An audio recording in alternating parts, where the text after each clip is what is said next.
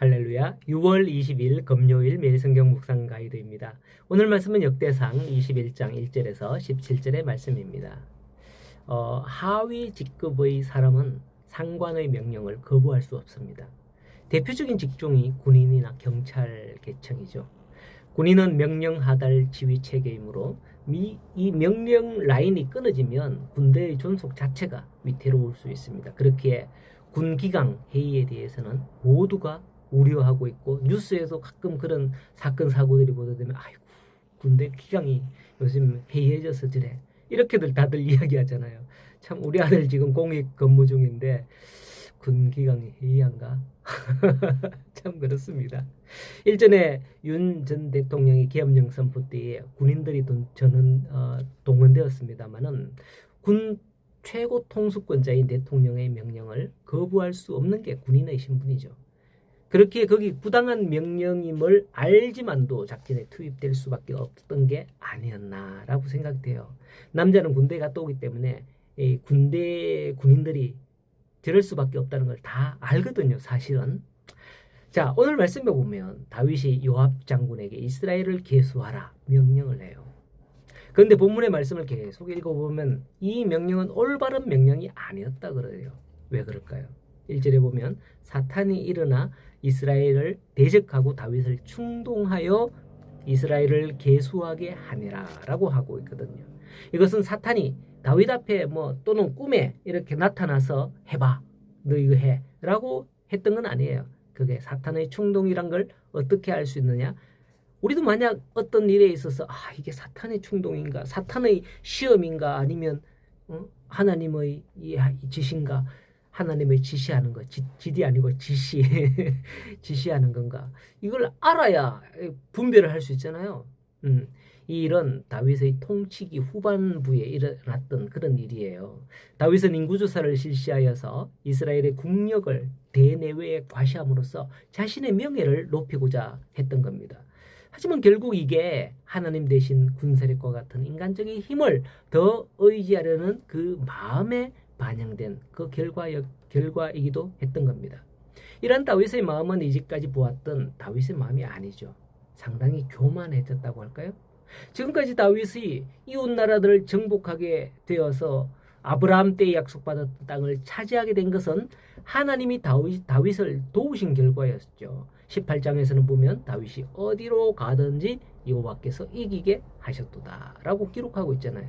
그러므로 다윗은 주변 국가를 다 정복하고 하나님이 약속하신 땅을 온전히 차지하게 되었을 때에 그것으로 교만해야 할 것이 아니라 오히려 그 일로 인해서 하나님께 감사하며 하나님 앞에 더욱더 겸손히 행해야 했었습니다.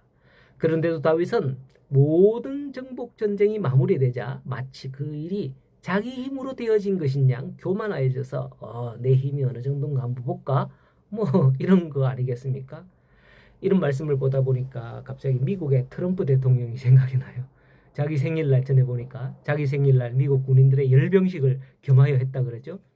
마치 트럼프 대통령을 위한 군대 조직인 것처럼 그렇게 보여지기 십상입니다. 그런 사람 우리나라도 있었습니다. 자기 생일 때 무슨 노래를 개사해서 기억이 잘 안 나는데 찬양을 받았다 그러죠.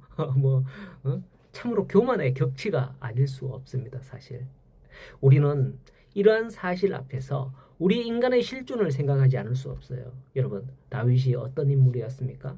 그는 참으로 하나님 앞에서 겸손한 자, 하나님의 마음에 합한 자였습니다. 또 하나님께 대한 열심에도 둘째라면 서러워할 정도로 그런 다윗이었죠. 하지만 그런 위대한 인물조차도 죄에서 자유롭지 못하다는 것을 볼 수가 있는 겁니다. 이러한 사실이 결국 우리에게 시사하는 것은 사람은 누구나 다 죄인이라는 사실이에요. 당대 의로운 자라 칭함을 받았던 구약의 창세기에 나오는 노아도 술을 먹고 실수를 했고, 동방의 가장 큰 자라 그렇게 칭함을 받았던 욥도 고난 가운데 실수합니다. 그리고 가장 지혜로운 자 솔로몬도 하나님의 말씀을 온전히 지키지 않으므로 사후에 그 나라가 둘로 쪼개지게 되었잖아요. 그렇습니다.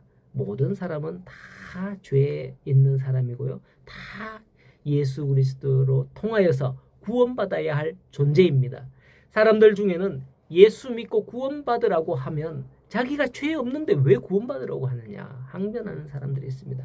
이것이야말로 자신의 죄악됨을 인정치 않는 교만인 거예요. 여러분, 사람이 자신을 겸손히 살펴본다면 자기의 죄악된 실존을 인정하지 않을 수 없습니다. 나는 죄인입니다. 다윗이 말했는 것처럼 나는 종입니다. 뭐 이렇게 할 수밖에 없죠.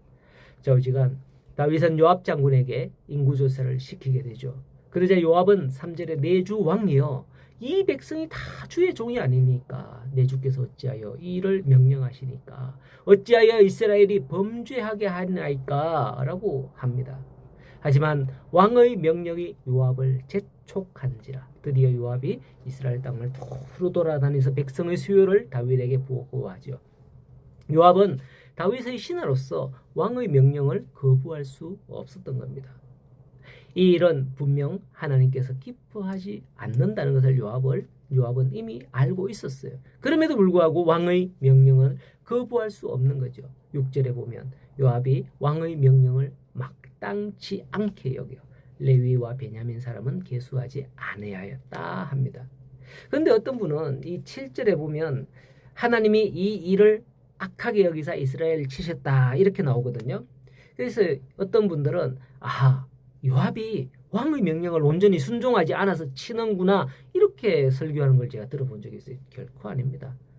8절을 보면 다윗이 하나님께 간구하는데 종의 죄를 용서하여 주옵소서 내가 심히 미련하게 행하였나이다 이렇게 하는 겁니다. 그래서 이 일은 요압이 뭐 레위인들 빼고 또 베냐민 사람 빼고 이렇게 했다고 이거 잘못해갖고 하나님께서 이스라엘을 친다 이렇게 설교하면 절대 안 되는 거죠. 그렇게 받아들여서는. 바로 뒤에 7절이 이 일을 악하게 여기사 이스라엘을 치셨다 이렇게 하니까 그러니까 또 그거 이거 아니냐 이렇게 하니까요. 8절에 다윗은 그럼에도 불구하고 하나님께 간구하여서 죄를 용서하여 주시옵소서 뭐 이렇게 기도했다.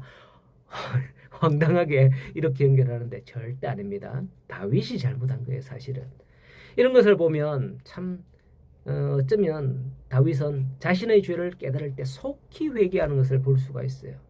우리들 대부분은 어떨까요?